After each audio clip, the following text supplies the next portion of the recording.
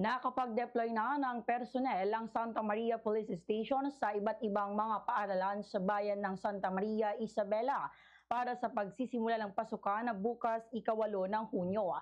Sa panayam ng Bombo Radyo Kawayan kay Police Captain Priscilla Morales, Deputy Chief of Police ng Santa Maria Police Station, sinabi niya na hindi pa man nagsisimula ang klase ay mayroon nang naipakalat ng mga kapulisan sa mga strategic areas upang matiyak ang seguridad, lalo na nang magsimula ang Brigada Eskwela. Isa naman sa mga pangunahin nilang tututukan ay ang mga estudyante o menor de edad na nagmamaneho ng motorsiklo papuntang eskwela.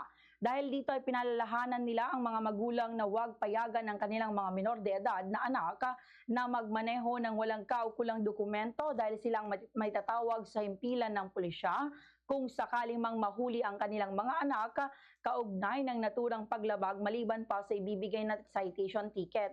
Samantala, patuloy pa ang ginagawang hakbang ng Santa Maria Police Station upang mapanatili ang pagiging drug-cleared municipality ng Santa Maria. Ngayong pasukan ay nagsasagawa na rin anya sila ng school visitation upang mabigyan ng sapat na kaalaman ng mga kabataan at mailayo ang mga ito sa illegal na droga. Maliban sa maigting na kampanya kontra illegal na droga, ay mayroon din silang tinatawag na Project Maria na pumoprotekta naman sa mga kababaihan laban sa sexual na pang-aabuso katuwang ang local government unit, religious sector at mga barangay officials.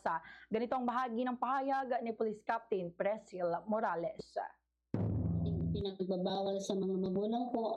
Nagkakandak po tayo ng information drives po doon na bawal po sa ating mga anak na mag-drive po since minor po sila. So ang na-advise po natin ng ating mga magulang kung pwede pong ihatid na lang po nila ang kanilang anak.